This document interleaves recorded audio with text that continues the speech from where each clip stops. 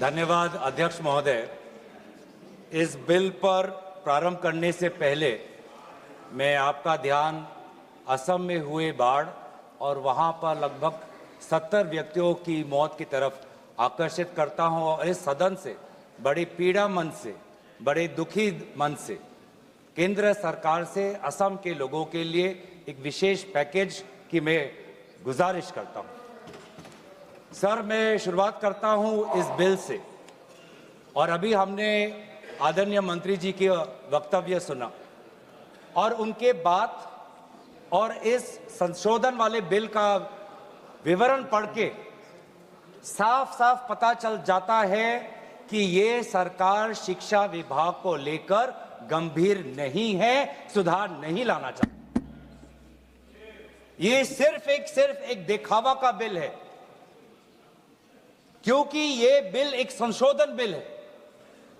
आज से 2 साल पहले ये बिल लाया गया था, public examinations prevention of unfair act 2024।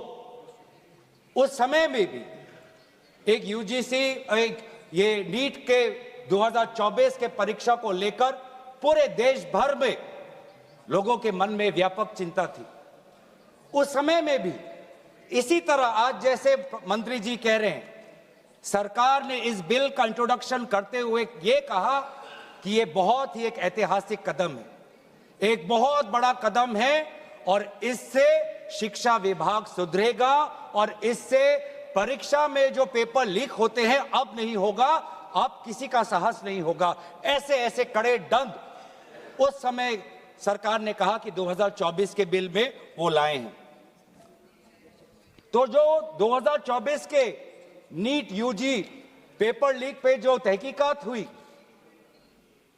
जो इन्वेस्टिगेशन हुआ, मैं पढ़ना चाहता हूं उसकी स्थिति आज क्या है, ताकि पता तो चले कि यह सरकार 2 साल पहले जो नीट परीक्षा को लेकर जो व्यापक भ्रष्टाचारी हुई उसको लेकर यह सरकार कितनी गंभीर है। बहुत दुख के साथ मैं कहना चाहता हूं कि एक अखबार में आर्टिकल आया 2026 में कि जो 45 व्यक्ति थे जो चार्जशीट हुए थे नीट यूजी 2024 पेपर लीक के मामले में, 45 में से 44 को बेल मिल चुका है। ये है इनकी गंभीरता, ये है इनके छात्रों के प्रति इनकी संवेदना। जो मूल व्यक्ति है जिसको मास्टरमाइंड कहा जाता है, संजीव मुखिया, 11 महीने तक वो फरार था। 11 महीने तक सरकार उसको पकड़ नहीं पाई। अप्रैल 2025 में वो फाइनली उसका गिरफ्तार हुआ और फिर उस मामले में उसको बेल मिल गया। मई 6, 2025 एक दूसरे व्यक्ति रंजीत कुमार बरुआ जो करियर एकेडमी एजुकेशन ट्रस्ट के चेयरमैन है, वो बेल। एक अमित कुमार सिंह जो पेपर सॉल्वर के गैंग में था, उसको मई 7, 2025 को उसको बेल। एक पंकज कुमार जो कैंडिडेट्स को वो सारे कागज लीक करता था मोबाइल फोन के द्वारा, मई 15, 2025 उसको बेल। राकेश, जिसका ये आरोप था कि उसने प्रश्न कागज को उसकी चोरी की, उसको बेल। तो ऐसे एक लंबा ब्यौरा है, चाहे वो अमित प्रसाद महाराणा का हो या धीरेन्द्र कुमार पांडा का हो। तो ये कानून उस समय भी विफल था और ये कानून जिस मंशा से आज ला रही है आज भी ये विफल होगा। ये कानून आपकी विफलता का स्मारक है, क्योंकि ऐसे कानून 2024 के में लाने के पश्चात भी 2026 में तो लीक हुआ ना सर। अगर कानून इतना ही सशक्त था तो आज 2 साल बाद ही इतना बड़ा व्यापक लीक कैसे हुआ। और अफसोस की बात है सर, उस समय में भी शिक्षा मंत्री धर्मेंद्र प्रधान थे और जब 2024 का जब पेपर लीक का मामला जब पूरे देश भर में आया तो आपको पता है धर्मेंद्र प्रधान जी ने उस समय क्या कहा? उन्होंने कहा, कहां हुआ पेपर लीक? नहीं हुआ पेपर लीक। और आज भी पहले 2.5 महीने तक तो उनका रवैया यही था कि कहीं कोई धांधली नहीं हुई, सरकार ने बहुत अच्छा काम किया है। 21 बच्चों की जान गई आत्महत्या उन्होंने की। आपको शर्म नहीं आती इस सरकार को कि जिस मंत्री के तहत में 21 बच्चों ने अपनी जान गंवा दी, आत्महत्या की, जब उसने अपने मंत्री पद से इस्तीफा दिया, कल जब वो सदन में आए आपने उनको ऐसा माला पहनाया ताकि जैसे वो पाकिस्तान से जंग लड़के आए हैं, ऐसा माला पहनाया, ऐसा उनका वजूद उनको बड़ा किया मानो कि वो पाकिस्तान से जाकर सीमा पे जाकर जंग लड़के आए हैं। ये है उनकी सच्चाई। दुख लगता है सर। आज ये बात प्रधानमंत्री आते हैं इंस्टाग्राम के रील पर,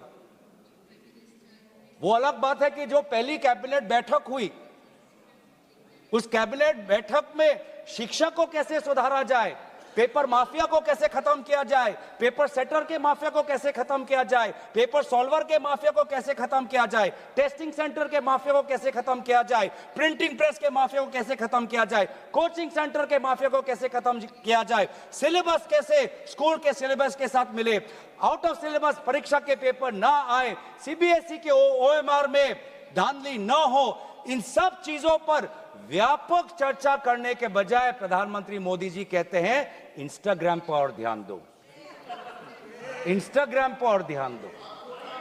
और प्रधानमंत्री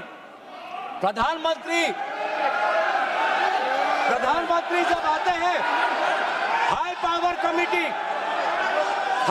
कमेटी की बात करते हैं तो 2 साल पहले जो के राधाकृष्ण की जो हाई कमेटी थी उसका क्या हुआ?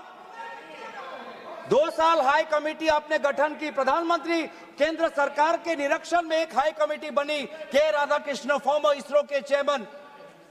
अगर वास्तविक में उन्होंने इतना बढ़िया काम किया तो 2 साल पश्चात ही आज क्यों दोबारा ऐसा पेपर लीक हुआ? सरकार ये दिखाना चाहती है कि ये बहुत गंभीर है। पिछले कुछ दिनों में पता चला कि एनटीए के लगभग 47 लोगों को बदला गया। सर मैं इस सरकार से मैं ब्यौरा चाहूंगा कि वे जो 47 लोग हैं जिनको आपने ट्रांसफर किया या सस्पेंड किया, कौन है वो? क्योंकि एनटीए की जो एक्चुअल सैंक्शन कैपेसिटी है, एनटीए की जो सैंक्शन कैपेसिटी है वो 34 की है, 34 की सैंक्शन कैपेसिटी है। ये 47 कौन है? कौन है ये 47? 34 में से तो शायद 10-11 वैकेंसियां हैं, 24 ही है जहां पर लोग बैठे हुए हैं। तो ये जो 47 जो सैंक्शन, ये कौन है? जो आउटसोर्स करके अपने लोगों को लाया एनटीए में, वो लोग हैं क्या? उसका ब्यौरा मिलना चाहिए। हम जानना चाहते हैं, आपने एनटीए के डीजी को बदला और एनटीए के चेयरमैन को रखा, ऐसा क्यों? ऐसा क्यों? आपको एनटीए के डीजी पर विश्वास नहीं, आपने मान लिया कि शिक्षा मंत्री धर्मेंद्र प्रधान जी का इस्तीफा होना चाहिए, आपने ये भी मान लिया, तो आपको एनटीए के चेयरमैन पे इतना विश्वास क्यों? ये हम जानना चाहते हैं। सुनाई दे रहा होगा सर, एक विशेष संगठन के साथ जुड़े हुए हैं, उसका ब्यौरा देख लीजिए, एनटीए के चेयरमैन का ब्यौरा देख लीजिए। इससे पहले वह मध्य प्रदेश के पब्लिक सर्विस चेयरमैन के वो कमीशन के चेयरमैन थे और उस समय में भी धांधली हुई,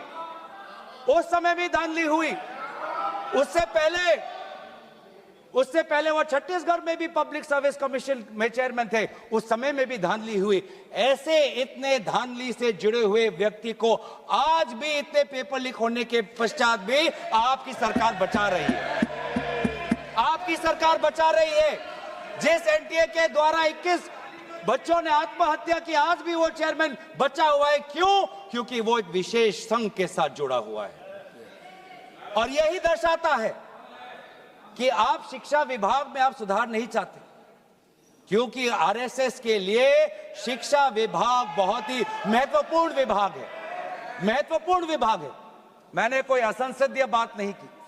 आरएसएस के लिए शिक्षा विभाग बहुत महत्वपूर्ण विभाग है और इसीलिए हम देखते हैं, चाहे यूनिवर्सिटीज के वाइस चांसलर्स के अपॉइंटमेंट में हो, कॉलेज के प्रिंसिपल के अपॉइंटमेंट में हो, जब फैकल्टी की बदली होती है उसमें हो, चाहे आउटसोर्सिंग में हो, हर चीज में हम देखते हैं कि जो यूनिवर्सिटी, जिन यूनिवर्सिटी की कल्पना पंडित नेहरू ने एक साइंटिफिक टेम्पर के द्वारा उन यूनिवर्सिटीज के एक सपना देखा था, आज उन्हीं यूनिवर्सिटीज में क्वालिटी पर ध्यान नहीं दिया जा रहा। आप शिक्षा के माध्यम से इस पीढ़ी को आने वाले चुनौतियों के लिए तैयार नहीं कर रहे। आप शिक्षा के माध्यम से इस पीढ़ी के लोगों को आने वाले समय में आपके दल के सदस्य बने, आपको वोट दे, उसके लिए आप एक माहौल बना रहे हो। यह है आपके लिए शिक्षा का उद्देश्य, यह है शिक्षा का उद्देश्य। और हमने देखा कि वे जो संस्थाएं, चाहे वो आईआईटी हो, चाहे जेएनयू हो, चाहे डीयू हो, देश भर से माता पिता अपने बच्चों को बोल रहे कि जाओ दिल्ली जाओ, अगर दिल्ली नहीं जा सकते तो बॉम्बे जाओ, बिहार में जाओ, लेकिन धरना प्रदर्शन करो। आज शिक्षा की बात है, आपको अपना भविष्य आपको बचाना है। मैं नहीं जा सकता पर मेरी आशीर्वाद तुम्हारे साथ है। एक मां ने एक आशीर्वाद के साथ अपनी बेटी को भेजा, एक बाप ने अपने बेटे के पीठ पे थपथपाकर उसको जंतर मंतर पे भेजा, और डीयू, आईआईटी, जेएनयू कहती है आप मत जाओ। छात्रों को कहती है अगर आप जाओगे तो आपके करियर पर प्रभाव बन सकता है। यह है शिक्षा की संस्थाएं। ऐसे हम आने वाले पीढ़ी, आने वाली चुनौतियों के लिए हम भारत का निर्माण करेंगे। अपने युवाओं को हम उनको ताकत देंगे। इसीलिए अगर एक बात इस पूरे घटनाक्रम से निकलती है वो ये है कि आज शिक्षा में ये इस बिल से, जिसमें आपने पेनल्टीज बढ़ा दिए, पनिशमेंट बढ़ा दिए, इससे हमारा शिक्षा विभाग नहीं सुधरेगा। राहुल गांधी जी बार बार कहा कि धर्मेंद्र प्रधान जी सिर्फ एक मुखौटा है आपके शिक्षा विभाग का। आपकी शिक्षा के प्रति जो उनका, आपकी जो नीति है वो सिर्फ एक, उसका एक चिन्ह है, एक सिंबल है। उनके हटने से भी शिक्षा में सुधार आएगा। आज भी ना बच्चों को विश्वास आता है इस बात पर, ना हमें इस बात पर विश्वास है। लेकिन इसके पश्चात भी आज शिक्षा पर बातचीत हो रही है, आज शिक्षा को लेकर धरना हो रहा है, आज शिक्षा को लेकर जंतर मंतर में हजारों की तादाद पर लोग इकट्ठित हुए हैं। आज शिक्षा के विषय पर सारे दल संगठन सब ने अपने अपने प्रदेशों में, चाहे महाराष्ट्र में हो, चाहे यूपी में हो, चाहे बिहार में हो, चाहे पश्चिम बंगाल में हो, चाहे या असम में हो, सब जगह विभिन्न राजनीतिक दल संगठन और इन दल संगठन से अलग सारे युवा सड़क पे आ गए। सब ने अपने शिक्षा की मांग की। और क्यों मांग की? उनके दुख को पहले हमें समझना चाहिए, उनके पीड़ा को हमको समझना चाहिए, वो उनके अंदर जो नाराजगी है उस बात को हमें समझना चाहिए। नहीं तो किसी का इतना साहस नहीं कि सड़क पे आके गर्मी बारिश, सड़क पे सोना, पुलिस की लाठी खाना, दिन दिन भूख हड़ताल पे रहना, सबकी इतनी साहस नहीं है। ये साहस कहां से आता है? ये साहस आता है उस दर्द से, जिस दर्द में अपने भविष्य को लेकर वो विवश हैं, जिस दर्द में अपने देश के भविष्य को लेकर वो विवश है, जिस दर्द को वो आज के समाज में उसको व्यक्त भी नहीं कर सकते, सरकार से सवाल भी नहीं पूछ सकते। और बहुत ही बढ़िया एक व्यक्ति ने इस पूरे जो दर्द है, इस दर्द के बारे में बात करते हुए गोपाल दास नीरज के गीत की बात करता है। वो व्यक्ति, जिस व्यक्ति से राहुल गांधी जी मिलने गए, उसने कहा, उसने हमें याद दिलाया कि नीरज की वो पंक्तियां, स्वप्न झरे फूल से, मीत चुबे शूल से, लुट गए सिंगार सभी, भाग गए बबूल से, और हम खड़े खड़े बहार देखते रहे, कारवा गुजर गया गुबार देखते रहे। ये बच्चों की वो दुख है। क्या करें? हमारे पास पैसे नहीं है इतने कि हम पेपर खरीद पाएं। 30-30 लाख का पेपर हमें खरीदने के पास, हमारे पिताओं के पास इतने सामर्थ्य नहीं है। वो दुख है, वो नाराज है, और इसीलिए जब वो दुख से वो लड़ नहीं पाते तो आत्महत्या पर आ पड़ते। और एनसीआरबी में सर, आज देश की ये व्यवस्था, देश की असली ये है कि आज एनसीआरबी में, नेशनल क्राइम रिकॉर्ड्स ब्यूरो में, ये भी एक कारण है कि आत्महत्या हुई क्योंकि वो बच्चा एग्जाम में फेल हुआ। ऐसा भी एक कारण आ गया है।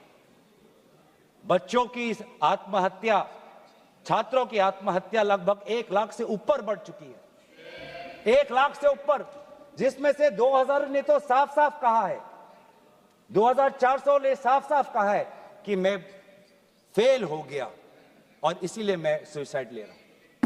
बहुत लोग बच्चों ने फैमिली पारिवारिक कारण से, फैमिली रीजन से वो आत्महत्या उन्होंने की, लेकिन इसके पश्चात भी वे युवा आए, वो चाहे गुजरात से हो, वो चाहे महाराष्ट्र से हो, चाहे विदेश से हो, चाहे दक्षिण भारत से हो, महाराष्ट्र से, वो सब आए। और जब वो आए और दिल्ली की गर्मी, दिल्ली के बारिश से जब वो जो उन्होंने उसमें जो दर्द है, उसमें जो संघर्ष है, उस संघर्ष को याद करते, उस संघर्ष को झेलने में उन्होंने याद किया सावित्री बाई फुले को। वे लड़कियां जो आई थी, ऐसे बहुत लड़कियां थी जिन्होंने रील पे कहा कि मैं अपने माता पिता को बिना बोले में जा रही हूं क्योंकि मुझे लड़ना है। ऐसे भी लड़कियां थी जिन्होंने कहा कि मैं छात्र नहीं हूं, मैं काम करती हूं, लेकिन मैंने भी कुछ साल पहले नीट का परीक्षा दिया था, मैं पहले अटेम्प्ट में मेरा पेपर लीक हो गया, कितना मानसिक मेरे पे दबाव बना मैं खुद समझ सकती हूं। आज अगले पीढ़ी के साथ, जिस समय मैं खड़ी नहीं हो पाई, मैं बाहर नहीं आ पाई, लेकिन आज अगले पीढ़ी के साथ मैं खड़ा होना चाहती हूं, मैं जाऊंगी आज। ये सब वहां पे आए क्यों? क्योंकि उन्होंने इतिहास को याद किया कि जिस प्रकार से सावित्री बाई फुले हो या फातिमा शेख हो, जिस प्रकार से समाज ने उन पर उत्पीड़न किया, लेकिन वो कभी भी अपने बाग से हटे नहीं। युवा लोग आए, एक लड़का था हरे शर्ट में, वो पुलिस को बोल रहा कि आ मार, मुझे मारो, मारो सर मारो। उसमें वो भगत सिंह का जज्बा हमें दिखाई दिया। हमेशा और उसने हाथ नहीं उठाया, उसने खाली बोला कि मारो, क्योंकि ये थी लोगों की और युवाओं की ताकत कि अब वो डर उनसे चला गया, डर खत्म हो गया, डर गायब हो गया। लाठी है, दर्द होगा, रात को सोने में मुश्किल होगी, लेकिन सब लोग कह रहे थे कि कुछ नहीं होता, अगर शिक्षा के लिए, अपने भविष्य के लिए अगर मुझे 2-3 लाठी भी खानी पड़ेगी तो मैं लाठी खाने जाऊंगा। ऐसे भी लोग थे जो 20 जुलाई की रात को आए। वो 20 जुलाई के सुबह नहीं थे, 7 बजे नहीं थे, 4 बजे दोपहर को नहीं थे, वो रात को 10 बजे आए। क्यों? कि उनको दुख हुआ। उन्होंने रील में देखा कि किस प्रकार से पुलिस वालों ने बच्चों पर हाथ उठाया और उन्होंने बोला कि चलो मैं भी एक लाठी खाने जाऊंगा। ये है हमारा युवा शक्ति। मैं इस सदन से भारत के युवा समाज को मैं नमन करता हूं, आभार प्रकट करता हूं, शुभकामनाएं मैं देता हूं, धन्यवाद देना चाहता हूं कि आपने हमें दोबारा याद दिलाया कि लोकतंत्र का मतलब क्या है। आपने दोबारा हमें याद दिलाया कि सवाल पूछना आप सबका, हमारा सबका मौलिक अधिकार है। हमने वो भी देखा उस मध्य प्रदेश से आए हुए आदमी को जिसके सर पर खून निकल रहा था। क्यों? क्योंकि कांटों से भरा हुआ एक डंडा उसके सर पर पड़ा और उसने तब भी वो पीछे नहीं हटा। खून से लथपथ उसका चेहरा, उस समय भी पुलिस को ललकार रहा था कि देखो ये लोकतंत्र है, लोकतंत्र में जनता जनार्दन है, जनता प्रजा राजा होता है। ये है वहां की उस ताकत। बहुत लोग कहते हैं कि बहुत से गलत शब्द भी उस सभा में, जंतर मंतर में किए गए। मैं उन गलत शब्दों का जो मर्यादा से बहुत दूर है, अमर्यादित है, उन शब्दों का समर्थन नहीं करता, लेकिन उन शब्दों के बारे में भी याद करना चाहिए जो बाकी बच्चों ने हमें याद दिलाया। किसी एक बच्चे ने याद दिलाया वसीम बरेली की कविता, जिसमें लिखा है, जो उसूलों पर आंच आए तो टकराना जरूरी है, जिंदा हो तो जिंदा नजर आना जरूरी है। ये हैं बच्चे, ये है वो बच्चे और जो अलग अलग प्रदेश से आए हैं। मैं धन्यवाद देना चाहता हूं कि इन्होंने अपनी इंसानियत दिखाई। हर वो बेटी जो वहां जाती थी वो कहती थी कि ये जंतर मंतर, ये ऐसा एक जगह बन गया है जहां पर मैं अपने आप को सुरक्षित महसूस करती हूं। जब पुलिस की लाठी आती है तो कोई अनजाना व्यक्ति, कोई अनजाना उसके सामने आकर अपने शरीर से उस लड़की को बचाता है। डंडा उसके लड़के के शरीर पर पड़ता है, वो लड़का कहता है कि इस उंगली से मैंने पिछली बार कमल पर वोट डाला, आज इसी उंगली को कमल के पुलिस ने तोड़ डाला। ये है उनका साहस। आज समाज, मैं पूरे छात्र के साथ पूरे समाज को भी मैं धन्यवाद करना चाहता हूं। उस गुरुद्वारों को मैं के संचालकों को मैं धन्यवाद करना चाहता हूं, जिन्होंने अपना दरवाजा खोला, लोगों को वहां पे शरण दिया। ये है हमारी देश की खूबसूरती। मैं धन्यवाद देना चाहता हूं कि देश भर से लोगों ने फोन किया कि मैं वहां जा नहीं सकता, लेकिन स्विगी के द्वारा उन बच्चों को खाना तो पहुंचा सकता हूं। मैं धन्यवाद करना चाहता हूं उन वकीलों का, वो चाहे सुप्रीम कोर्ट के बाहर हो, चाहे वो जंतर मंतर पे आए हो, सबने बोला कि लोकतंत्र के साथ, संविधान के पक्ष में आज हम सब यहां पे खड़े हैं। लेकिन जहां पर हमने हमारी खूबसूरती देखी, जहां पे हमने इंसानियत देखा, जहां पर हमने लोकतंत्र की ताकत देखी, जहां पर हमने लोकतंत्र की ताकत देखी, वहीं पे हमने इस सरकार की क्रूरता भी देखी। हमने देखा आपने किस प्रकार से पैलेट गन का इस्तेमाल किया, हमने देखा किस प्रकार से आपने इलेक्ट्रिक बेटन का इस्तेमाल किया, हमने वो भी नजारा भी देखा कि किस प्रकार से एक पुलिस कर्मचारी ने एक लड़की के गाल पर थप्पड़ मारा। वो एसीपी का नाम भी हमें याद है, उस पुलिस कांस्टेबल का चेहरा भी याद है, जिसने अपने डंडे के साथ एक लड़की के प्राइवेट पार्ट पे उसने आक्रमण किया। हमें याद है वो लड़कियां जिन्होंने उनके आंसू निकल रहे थे आंखों से और कह रहे थे कि पुलिस वाले उनको मां बहन की गाली दे रहे थे। हम भूलेंगे नहीं वो बच्चियों जिन्होंने कहा कि मेरे पीठ पे जो कपड़े थे, उन कपड़ों को इस पुलिस ने फाड़ दिया। ये है असलियत, और इसीलिए बार बार हम मांग कर रहे हैं कि किसने आदेश दिया, वो आदेश कहां से आया कि पैलेट गन का इस्तेमाल हो, किसने आदेश दिया, किसने आदेश दिया कि आंसू गैस का इस्तेमाल हो, किसने आदेश दिया कि लाठी पैरों पे नहीं लाठी सर पे पड़नी चाहिए, किसने वो आदेश दिया। और इसीलिए बार बार राहुल गांधी जी ने भी चिट्ठी लिखी है, और आज भी हम देखते हैं कि अब सारी हम बातें कर रहे हैं। आज इस सदन में, इस सत्र में इस विषय पर भाग इसलिए लेना चाहते हैं क्योंकि हम सरकार से जवाब चाहते हैं, और विशेष रूप से गृह मंत्री से जवाब चाहते हैं।